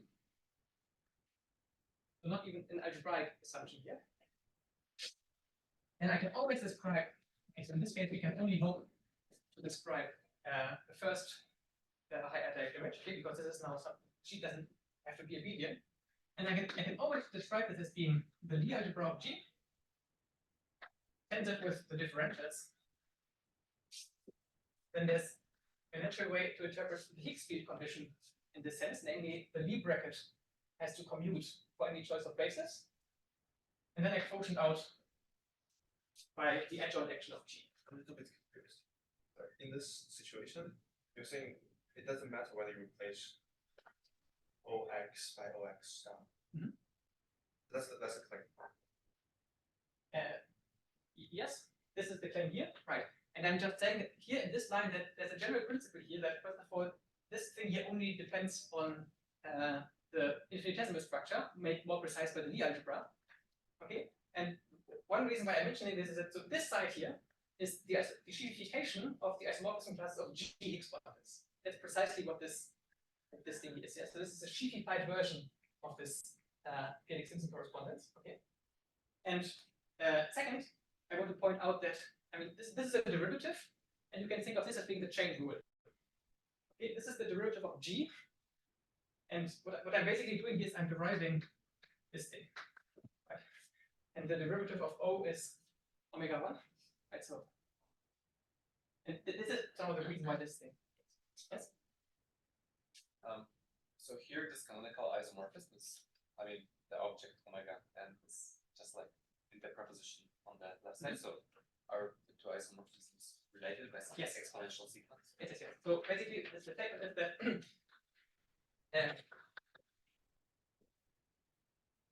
you take the open unit disk around 1, right? And then on the other hand, you have the logarithm. Okay, and both of these are isomorphisms after deriving in cohomological degree. Okay, and this is also what's evidenced by this. So at the level of direct categories, you also have a splitting into the direct sum. Yes, at least, I mean, for this to make sense, you need to impose that G is abelian. And in this case, it is actually a theorem of PhD student in Frankfurt who has just proved this. Yes, we always have also have a splitting, also just depending on the diff to be one plus 1 chi-squared. Yes. It's true. In particular, there's something like a multiplicative Hodge state sequence, sequences. But okay, so back to. But you have to explain why they exponential. Yes, yes, yes. Okay, I mean, it already appears there kind of, but that's not the main thing. Okay, I need one more one. And yeah, there will be a diagram on this board, and this explains the exponential. Okay, so exactly as in this picture over here, what we want to do now is consider the Leray sequence.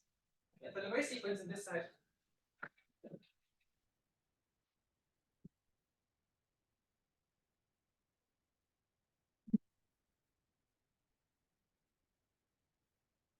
We have the p-étale Picard group, which is the same as the analytic Picard group. Then we have the pro-étale Picard group. And then we have the differentials. And then maybe here there's the Gaussian group. But it turns out that this morphism here vanishes in if X is proper. Well, no, one always has such a sequence because it's a local statement for any X, and in general, this morphism does not vanish. So this exactly measures the failure of the p-adic Simpson correspondence when you drop the properties condition. Okay, and this is quite simple. Anyway, so what we want to do now is this is the pro-étale vector. What is a GM Higgs bundle? It's a pair of a line bundle together with a differential. So what we want is splitting. Yeah, so we need splitting. Okay, and now the observation is that, so let's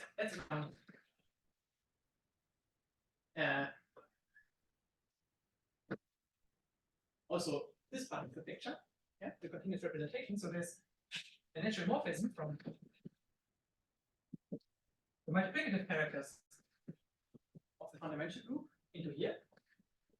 Okay, and then this is step one, right?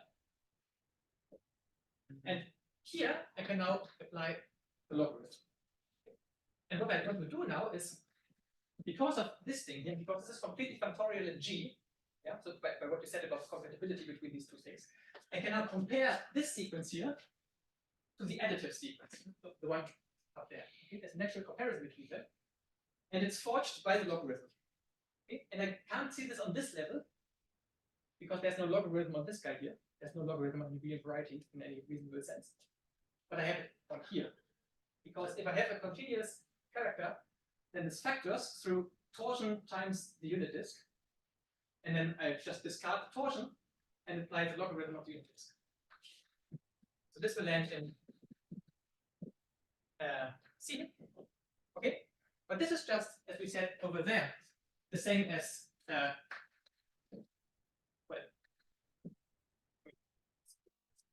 this is just a typology. Okay, and by compatibility, this here is just the morphism in the Hodge state sequence.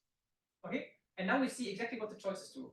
Okay, the choice of the lift induces a splitting here, this morphism, and the exponential chooses a splitting here. Okay, so by having these two choices and then going like this in the diagram, I get splitting this morphism here. Sorry, wait a second. I'm a little bit confused. So here why do you have a pi1 representation? I mean, suppose I only want to set up equivalence kind of on the top arrow. Right. I mean, sorry, maybe I swap back and forth between setups a little bit because here I assumed X to be any smooth rigid space, but now we are back in the setting where X is proper.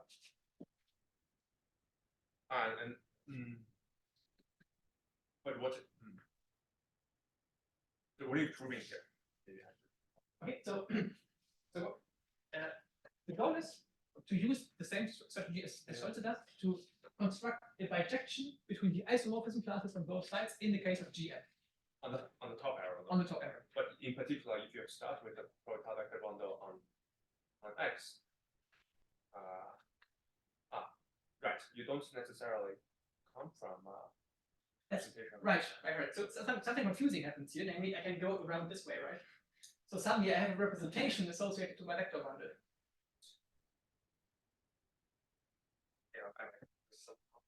Yeah, no, this is just a feature of the situation. The thing is that it's not canonical at all. Yeah, it depended on this choice of exponential. Okay, so there's nothing you can do with this. I see. So you're not saying that. No. Oh, no, okay, so this is really just an inclusion. In fact, one can say exactly what the essential image of this method is. Okay, so namely, I mean, we already have the. Maybe that's the last thing to say. So if we consider essentially this morphism here is surjective by construction because we constructed a splitting that goes into here, right? So you can ask what the kernel is, and the kernel turns out to be those line bundles which are topologically torsion, meaning that this thing here is naturally a topological group because you have the Picard variety. So this is C point variety, so there's a topology, and you take those things for which the n factorial power converges to 0. And it's just a massive coincidence that in the case of sequence CP, this turns out to be the same as 0. This is a statement about real varieties. And in general, it's not. It's some open something. And the way that you prove this is using moduli spaces already. I mean, obviously, there's some moduli space thing happened here because we took the variety. Okay, but so just to wrap this up, what this means is that we've constructed on the first hand, on the one hand, the splitting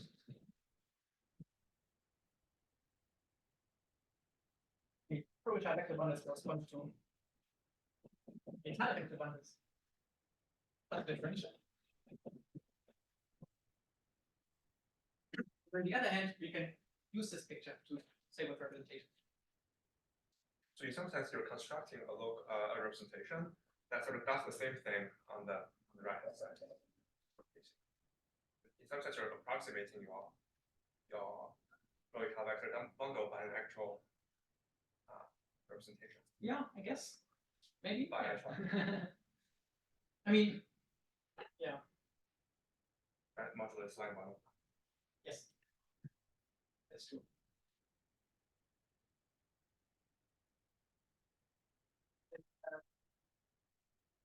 Maybe the final remark is that the reason I got interested in this thing is I didn't want to do. I didn't know what the p-adic Simpson correspondence is when I started this stuff. I had a pro-étale line bundle, and I thought we have if it's an ascent, and we're getting a étale line bundle, so I computed the one thing, and it turned out to be something completely different. But what this tells you is you can exactly measure the failure of the bundle to be pro-étale. Namely, like the bundle, I was interested in p-adic modular forms, and the bundle is the bundle of p-adic modular forms that you get by descent from the perfectoid modular curve. Okay, and I knew that it was étale on some open neighborhood, but the vanishing of a differential, which tells the difference between these two things, is something that you can test locally. So this gives a way to show that in general, sheaves of p-adic modular forms that you construct are étale vector bundles rather than pro-étale vector bundles, which they are a priori. Yeah, and then it just turned out that that's where you get a pro-étale p-adic Simpson correspondence. Okay, yes. So, kind of given that one gets not canonically split sequences and sometimes more naturally than the split things, is there kind of could one just somehow reinterpret things and work with those instead, in some sense? I mean, that's. Yes, so, right. This is basically the teaser for the talk on moduli spaces, because this thing here upgrades naturally to a morphism of rigid groups, which is a pro-étale Picard variety, being an extension of an affine line or a affine space by an abelian variety. Goes back to like Maser and Messing thing. Sorry? I said it's in a way kind of back to like Maser and Messing, like kind of universal vector. Not quite, but it's sort of. Yes, this has something to do with it, at least in the case of the abelian varieties, which I guess is related when you just do line bundles. Yes, that's right. But so what one gets from this, if one does this is the moduli space thing, then the moduli space of Higgs bundles should be this guy times this guy. And the fact that this sequence is not split on the level of rigid groups tells you that one guy is a twist of the other. And that's the statement that turns out to be true in general. The moduli space of Higgs bundles is a non-trivial twist, other way around. The moduli space of pro-étale vector bundles is a twist of the space of Higgs bundles. And in fact, you can say more, because this is even the torso on an abelian variety. Okay, and by using Hitchin fibrations, which are like fibrations in abelian varieties, you get the same statement also in the non-abelian. Yes. But yes, you're exactly right. That's the right way to think about it.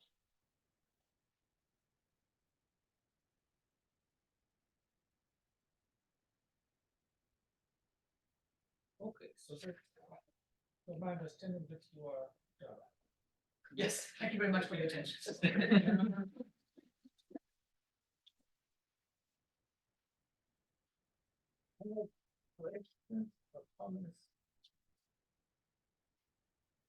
You can also just find me during the week. I'm very happy to talk about these things. And, yeah. Thanks for this.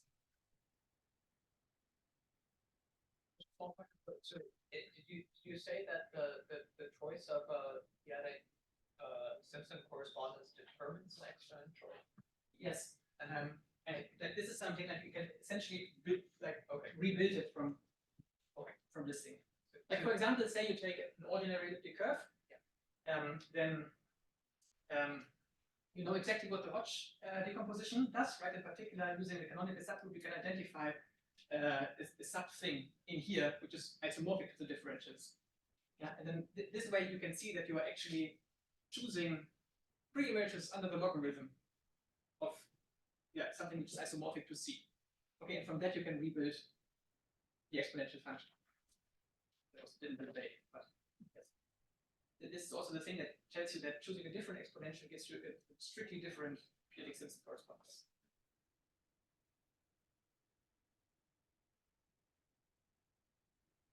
That's kind of question, not quite mathematical, but still related to it.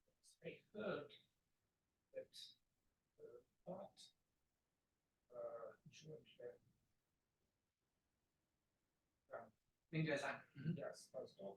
We understood something important from your, and they say that they understood something about Simpson models, and they say that your work played a substantial role. You wrote a lot of papers, so the question is which ones were essential for Bart and Dagger? Yes. Right. So, from what I understand, we exchanged some emails. This is basically based on the proof of this correspondence up there. But so this is okay. This is something about what they call the Simpson jerk. Bart is going to talk about this for the first time in New York next week, I believe. And it is, in fact, constructed directly out of this sequence. Okay, so in this sense, it logically depends on this story. And from what and then the question becomes about something like trivializing. So that's okay, can you write the keywords? So, okay. So that's so but and also the name of this second. model, I don't. Yeah, this is Ninja Zhang. Who's now at the Institute of Advanced Studies. She was in one before. We also wrote some papers on p-adic Simpson together. And the key notion is. I mean, this is all the ideas and what I understand from it. So the idea is that there's Just you said that so Simpson jerk. It's a Simpson jerk. They call this thing a Simpson jerk, and what it is it's a jerk p of x over the cotangent of x constructed in rigid spaces. Okay, and roughly what it does is it is well, a geometrization of this morphism here. So it is inspired, at least to some extent, by one of your works, and is it the one that you mentioned before, Right, which so- was with the word most projective and so? So this is kind of the construction. This depends on this thing, and then the way that it organizes the p-adic Simpson correspondence. And the idea is that this jerk is something. This is is something which is split. Not globally, but under certain operations that you can do, either restricting to a closed subdisk of this thing, or considering the pro-coherent completion of this thing. And if you do that, the splitting means so there's a natural function from coherent sheaves on this thing, satisfying some conditions, to pro-étale vector bundles.